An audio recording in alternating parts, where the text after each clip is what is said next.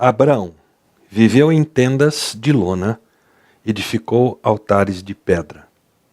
Mensagem 2. A fé de um homem que se apegou a Deus. No fantástico livro Confiando em Deus, mesmo quando a vida nos golpeia, aflige e fere, da editora Nutra, o autor Jerry Bridges declara logo nas primeiras páginas o seguinte: é tão importante confiar em Deus quanto obedecer a Ele. Quando desobedecemos a Deus, desafiamos sua autoridade e desprezamos sua santidade. Porém, quando não confiamos em Deus, duvidamos da sua soberania e questionamos a sua bondade. Para viver no mundo de hoje em especial, confiar em Deus, portanto confiar na soberania e na bondade de Deus, é um ingrediente indispensável. Abraão veio a se tornar o grande exemplo de fé no Antigo Testamento, exemplo de fé para os crentes da época do Novo Testamento e de toda a história cristã. E quando o assunto é fé, nós não podemos abrir mão da definição de Hebreus 11:1. Ora, a fé é a certeza daquilo que esperamos e a prova das coisas que não vemos. Isso me faz recordar de como eu fiquei impressionado quando a minha neta mais velha, Lívia, hoje com quase 8 anos, ela tinha 1 ano e meio. E ela ilustrou muito bem esse conceito. Apesar de ser muito dada, Lívia tinha o seu tempo, digamos assim, de análise, quando ela conhecia uma pessoa nova, até confiar nessa pessoa, antes de ir para o colo dessa pessoa. Ela jamais negou as suas raízes mineiras por parte de mãe. Mas quando a confiança dela era posta na mamãe e no papai, a confiança dela era total, era praticamente cega. A convivência intensa, diária com papai e mamãe era o diferencial para que com aqueles demais que ela tinha aquela hesitação de ir, que ela não houvesse essa hesitação. Não havia titubeios no confiar no papai e mamãe. Então coisas como pular no colo do papai e da mamãe, de um lugar, digamos assim, que fosse até meio amedrontador para a gente, e nós ficávamos pensando no risco de ela escorregar e cair, ela não tinha nenhuma dificuldade de confiar. Ela pulava cegamente, ignorando totalmente o perigo que ela corria, porque ela sabia que ia dar certo. Abraão veio a ter uma fé total em Deus, digna de ser imitada, usada pelo próprio Deus como fonte de inspiração para nós, discípulos de Jesus. Aí surgem algumas perguntas. Como isso aconteceu? Por que isso aconteceu? O que foi necessário para que chegasse a ser uma fé exemplar para toda a cristandade? Olhando para o que a Bíblia relata, há algumas marcas que vão responder para nós a essas perguntas que nós acabamos de fazer. Vamos considerar essas marcas na vida de Abraão. Primeira delas, Abraão obedeceu a palavra de Deus. Nós lemos em Gênesis 12, 1-4. Então o Senhor disse a Abrão: saia da tua terra, do meio dos seus parentes e da casa de seu pai, e vá para a terra que eu lhe mostrarei. Farei de você um grande povo, e o abençoarei. Tornarei famoso o seu nome, e você será uma bênção. Abençoarei os que o abençoarem, e amaldiçoarei os que o amaldiçoarem. Por meio de você todos os povos da terra serão abençoados. Partiu Abrão, como lhe ordenara o Senhor, e Ló foi com ele. Abraão tinha 75 anos quando saiu de Harã. Pense comigo. Abraão morava em Ur dos Caldeus. E Gênesis 11, 31 e 32 nos mostra que seu pai havia começado a empreender uma viagem rumo a Canaã, mas que parou na cidade de Harã. Cidade bem ao norte dessa rota traçada no mapa que você vê agora. Ur dos Caldeus era uma cidade-estado da Mesopotâmia, cidade próspera, cidade populosa, talvez a cidade mais populosa do mundo. De acordo com um historiador, na época de Abraão, essa cidade tinha cerca de 65 mil habitantes. ficava às margens do rio Eufrates. Seria semelhante a 4.000 anos depois a uma cidade como São Paulo para nós hoje. O nome da cidade era em homenagem, literalmente significando a habitação de Nana, o deus sumério da lua, demonstrando a vocação idólatra dessa cidade. Qualquer semelhança desta representação com os símbolos da maçonaria que você vê agora não é mera coincidência. Especula-se que casas em Ur dos Caldeus daquela época já tinham 2 andares. O acabamento interno seria semelhante ao gesso que nós temos hoje. É desse contexto que o pai de Abrão, Terá, retira sua família. Não sabemos porquê, mas diz o versículo 31, com a intenção de ir a Canaã. Mas esse plano foi abortado em Harã. Harã foi de onde Abrão partiu em obediência à palavra de Deus, ao chamado de Deus. E só para nós nos localizarmos, foi lá de Harã mais tarde que Abraão mandou seu servo Eliezer buscar uma esposa para Isaque. Foi para onde Jacó posteriormente fugiu do seu irmão Esaú e onde ele se casou com Lia e Raquel. Abrão tinha todas as desculpas do mundo para não obedecer ao chamado de Deus. Não havia precedentes nos quais ele podia se apoiar. Abrão vinha de uma família de idólatras, como nós mostramos agora. Foi criado numa cidade idólatra. Este zigurate que você vê agora está entre os mais famosos da antiguidade. Ficava em Ur dos Caldeus, justamente em homenagem a Nana. Terceiro, Abraão poderia ter alegado ser velho demais para empreender uma nova aventura, ainda mais para um lugar desconhecido. Se fosse para nós compararmos o que seria a idade que Abraão tinha na época, 75 anos, com o que nós vivemos hoje, ele talvez teria uns 50 e poucos anos, quando esse chamado aconteceu, comparando conosco. Fé implica em obedecer a Deus a despeito daquilo que nós sentimos, a despeito das circunstâncias, ou até das consequências. Essa é uma implicação do conhecido texto de 1 Samuel 15, 22. Acaso tem o Senhor tanto prazer em holocaustos e em sacrifícios, quanto que se obedeça a sua palavra? Talvez valesse a pena perguntar aí no seu coração, neste momento. Eu tenho estado disposta a obedecer à voz de Deus, me chamando para aquilo que Ele deseja que eu seja, aquilo que Ele deseja que eu faça, onde quer que isso venha a ocorrer? Segunda marca da vida de um homem de fé. Abraão resolveu trilhar o caminho de Deus. A passagem é conhecida. Gênesis 13, os rebanhos de Abrão e Ló, seu sobrinho, eram tantos por bênção de Deus que os pastores dos dois começaram a ter desavenças. E o que Abrão fez? Gênesis 13, 8 e 9. Então Abrão disse a Ló: não haja desavença entre mim e você, entre os seus pastores e os meus. Afinal, somos irmãos. Aí está a terra inteira diante de você. Vamos nos separar. Se você for para a esquerda, irei para a direita. Se você for para a direita, irei para a esquerda. Aí você pode dizer, peraí, quem foi chamado por Deus? Abrão. Por que Ló estava com ele? Porque o pai de Ló, Harã, irmão de Abrão, havia morrido ainda em Ur dos Caldeus. Abrão estava cuidando dele, do seu sobrinho, como se fosse um filho que ele ainda não tivesse. E o que Abrão faz? Ele deixa a escolha com Ló. Gênesis 13, 10 a 13. Olhou então Ló e viu todo o vale do Jordão, e todo ele bem irrigado até Zoar. Era como o jardim do Senhor, como a terra do Egito. Isto se deu antes do Senhor destruir Sodoma e Gomorra. Ló escolheu todo o vale do Jordão e partiu em direção ao leste. Assim os dois se separaram.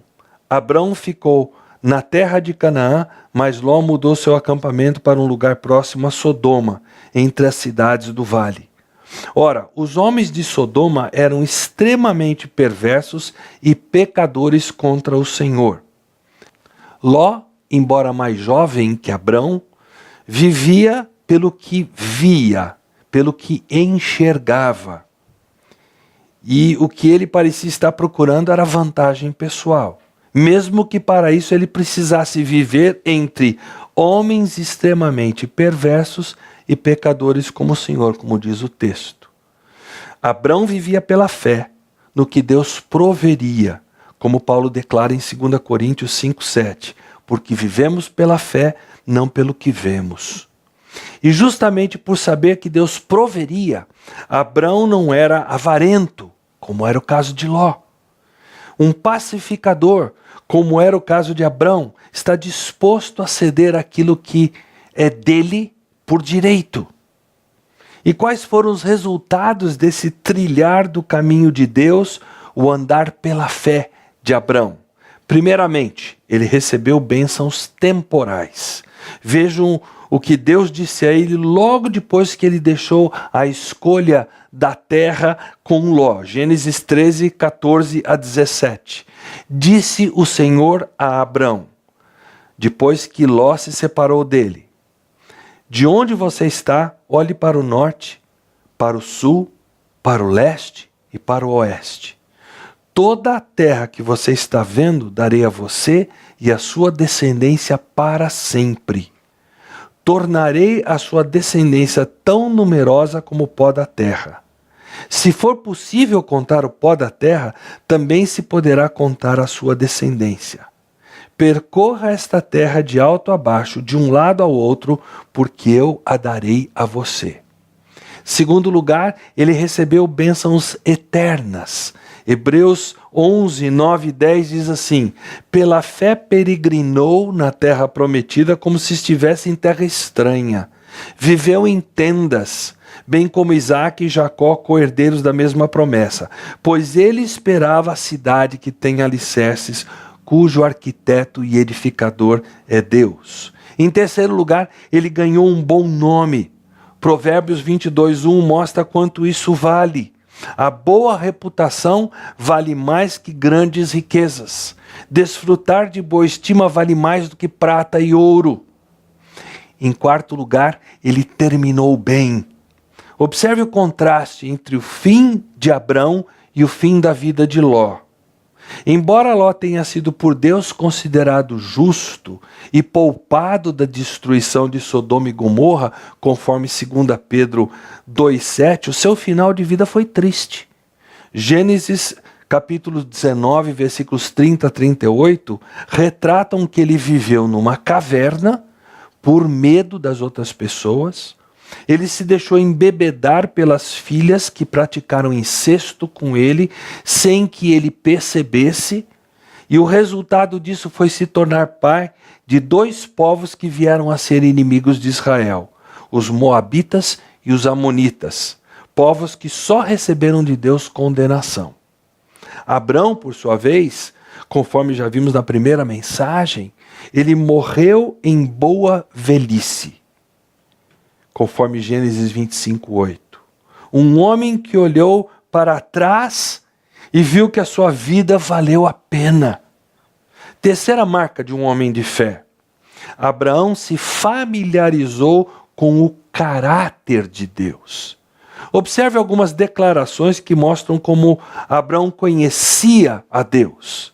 Gênesis 14:22. Mas Abraão respondeu ao rei de Sodoma: de mãos levantadas ao Senhor, Deus Altíssimo, Criador dos céus e da terra, juro que não aceitarei nada do que lhe pertence, nem mesmo um cordão ou uma correia de sandália, para que você jamais venha dizer: eu enriqueci Abrão.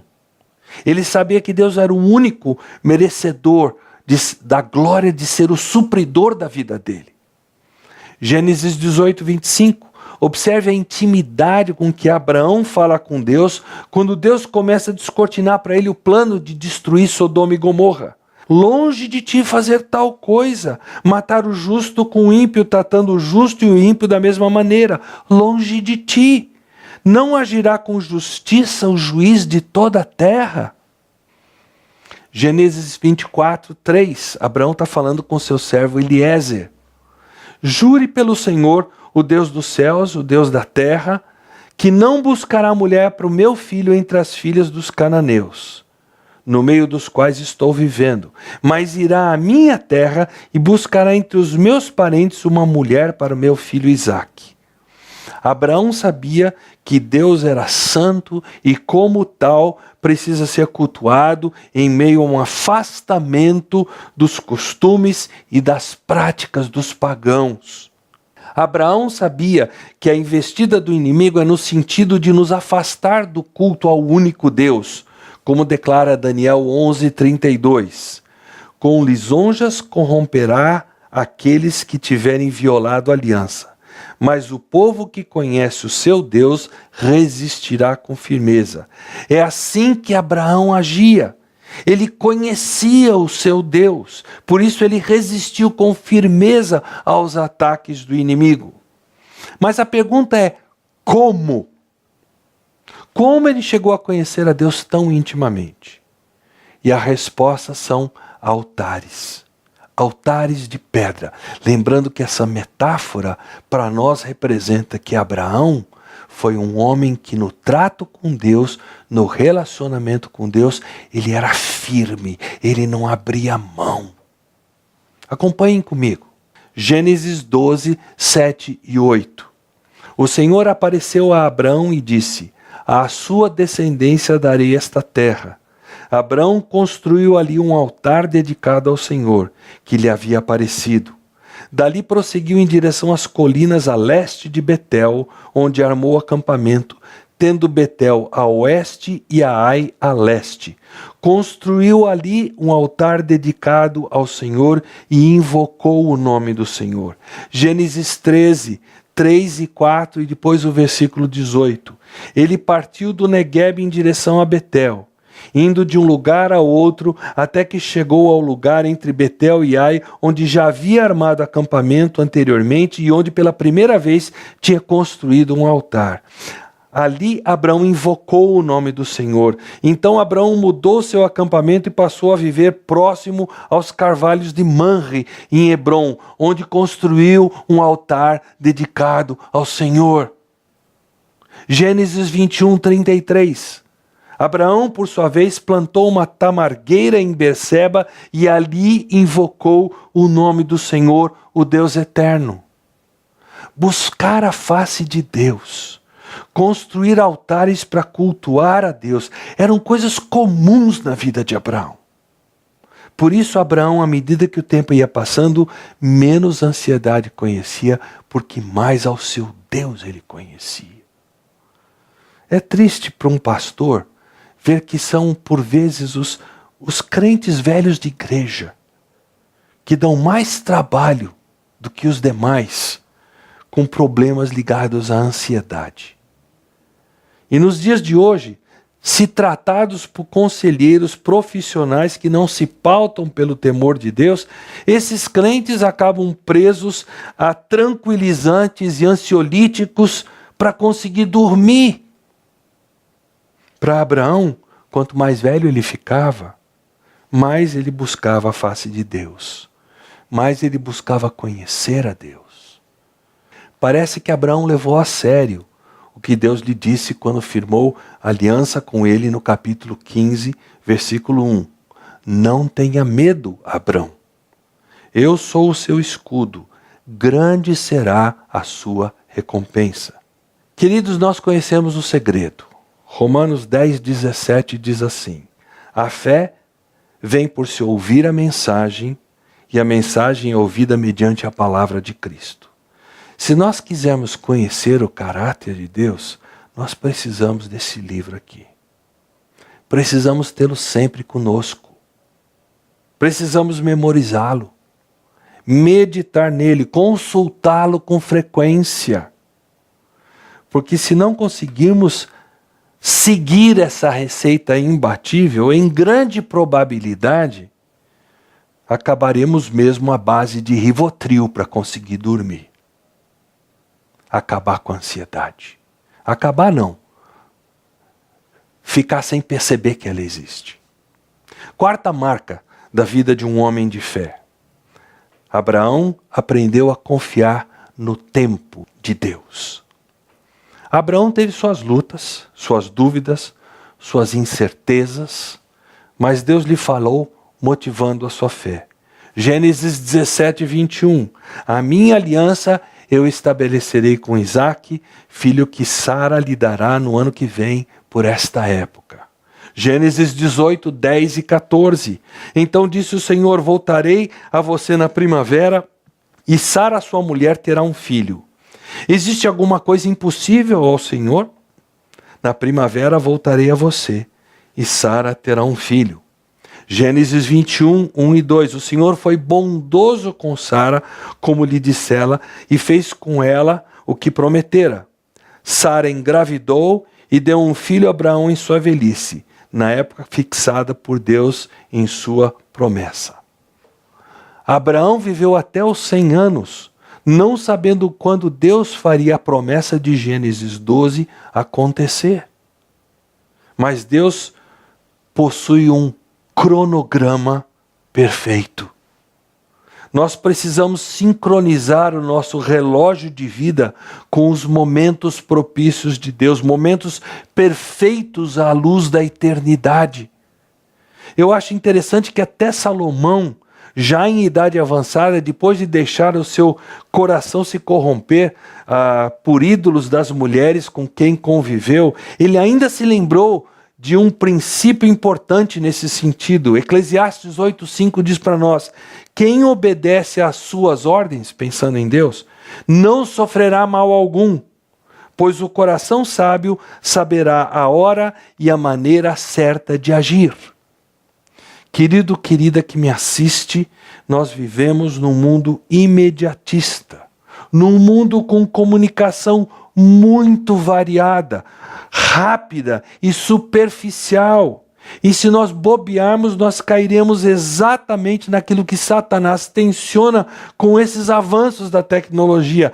Nos esqueceremos que o tempo de Deus frequentemente inclui um elemento do qual nós não gostamos: esperar. O diabo quer que nós vivamos presos ao tempo cronos.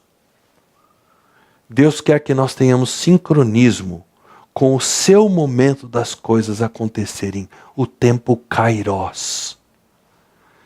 Quinta marca da vida de um homem de fé. Abraão se curvou à soberania de Deus. Nós já vimos que nós passaremos 2 mensagens desta série em Gênesis 22. Mas por enquanto eu gostaria de ler os primeiros 18 versículos desse capítulo para que você preste bastante atenção nesse elemento de reconhecimento da soberania de Deus. Gênesis 22, 1 a 18. Passado algum tempo, Deus pôs Abraão à prova, dizendo-lhe: Abraão, respondeu ele, eis-me aqui. Então disse Deus: tome o seu filho, o seu único filho, Isaque, a quem você ama, e vá para a região de Moriá. Sacrifique-o ali como holocausto num dos montes que lhe indicarei. Na manhã seguinte, Abraão levantou-se e preparou o seu jumento. Levou consigo 2 de seus servos e a Isaque, seu filho. Depois de cortar lenha para o holocausto, partiu em direção ao lugar que Deus lhe havia indicado. No 3º dia de viagem, Abraão olhou e viu o lugar ao longe. Disse ele a seus servos: fiquem aqui com o jumento enquanto eu e o rapaz vamos até lá. Depois de adorarmos, voltaremos. Abraão pegou a lenha para o holocausto e a colocou nos ombros de seu filho Isaque, e ele mesmo levou as brasas para o fogo e a faca. E caminhando os 2 juntos, Isaque disse a seu pai Abraão: meu pai. Sim, meu filho, respondeu Abraão. Isaque perguntou: as brasas e a lenha estão aqui, mas onde está o cordeiro para o holocausto? Respondeu Abraão: Deus mesmo há de prover o cordeiro para o holocausto, meu filho. E os dois continuaram a caminhar juntos. Quando chegaram ao lugar que Deus lhes havia indicado, Abraão construiu um altar e sobre ele arrumou a lenha. Amarrou seu filho Isaque e o colocou sobre o altar em cima da lenha. Então estendeu a mão e pegou a faca para sacrificar seu filho. Mas o anjo do Senhor o chamou do céu: Abraão, Abraão. Eis-me aqui, respondeu ele. Não toque no rapaz, disse o anjo. Não lhe faça nada.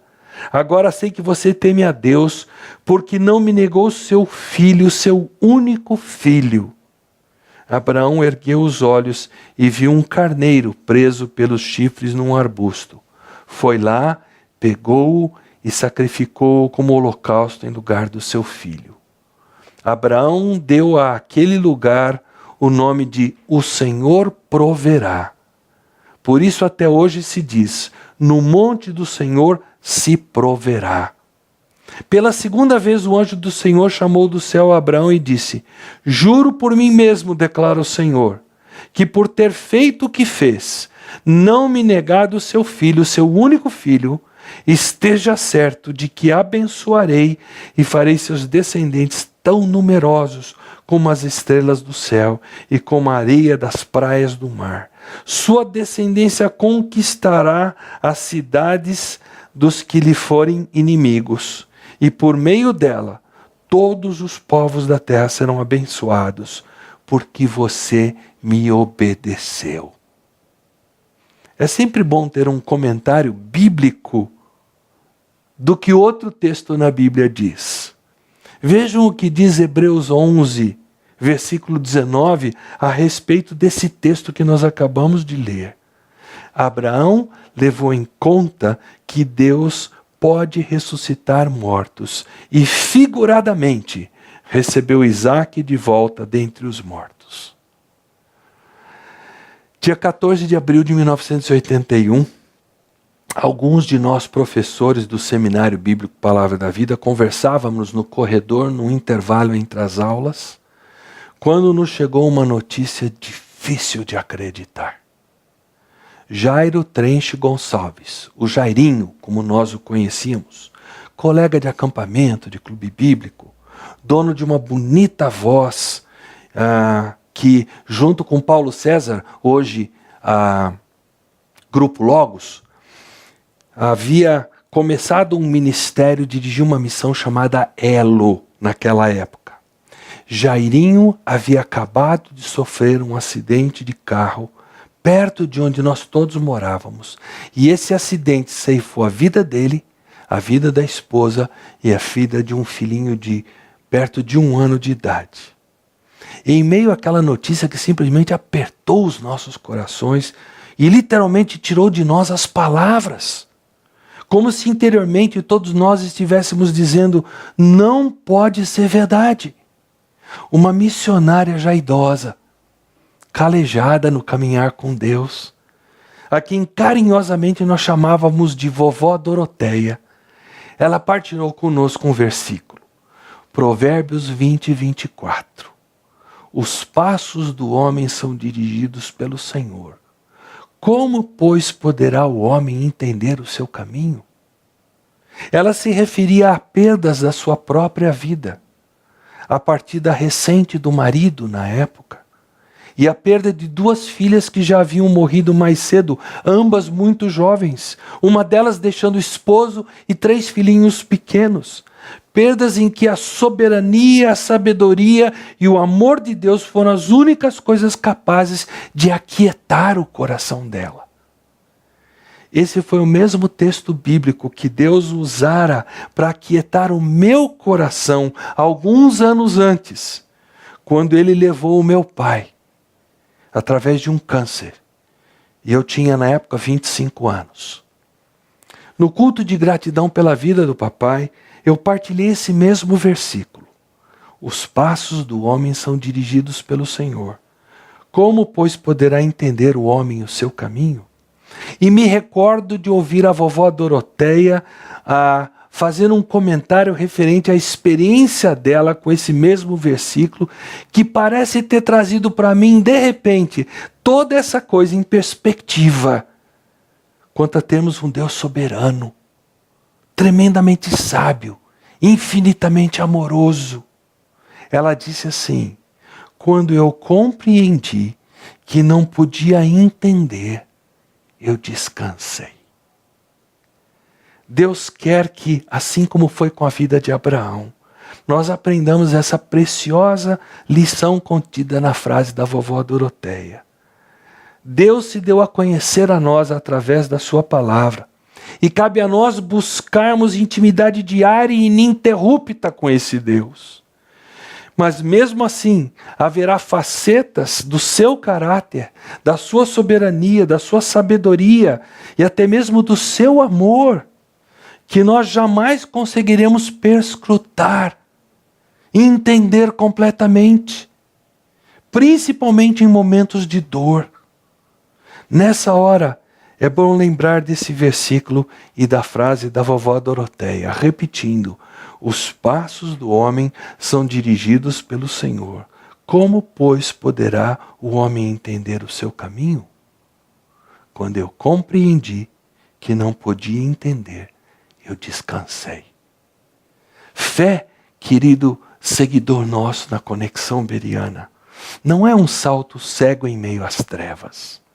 Fé é um profundo reconhecimento de quem está no controle, quem comanda. Sexta marca na vida de um homem de fé: Abraão terminou bem. Já comentamos Gênesis 25:8, especialmente aquela expressão: morreu Abraão em boa velhice. Por isso Abraão, ele enfrentou a morte sem medo de morrer, sem crise, sem pavor. Ele pôde morrer em boa velhice com satisfação de vida bem vivida. Mas repare numa coisa: Abraão viu tudo que Deus lhe prometeu cumprir? Não. De todas as promessas feitas por Deus, de uma herança numerosa como as estrelas do céu, de uma terra por herança perpétua, de todas as nações da terra sendo por Deus abençoadas, o que Abraão viu? Praticamente nada. Somente o início de tudo, através do seu único filho, Isaque.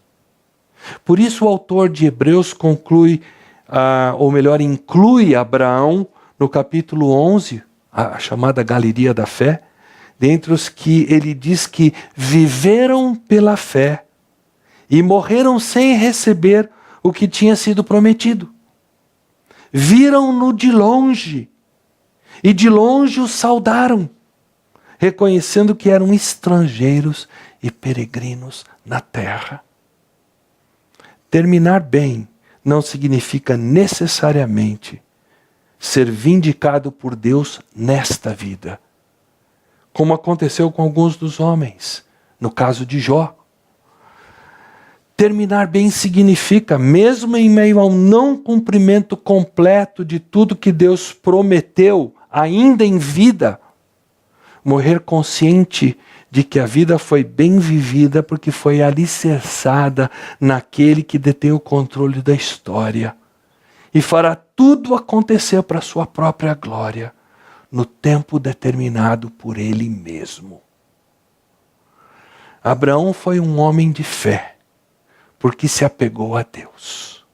Ele obedeceu a palavra de Deus, ele resolveu trilhar o caminho de Deus, ele se familiarizou com o caráter de Deus, ele aprendeu a confiar no tempo de Deus, ele se curvou à soberania de Deus. Por isso ele terminou bem, em boa velhice. Você topa o desafio de vida de imitar a fé de Abraão?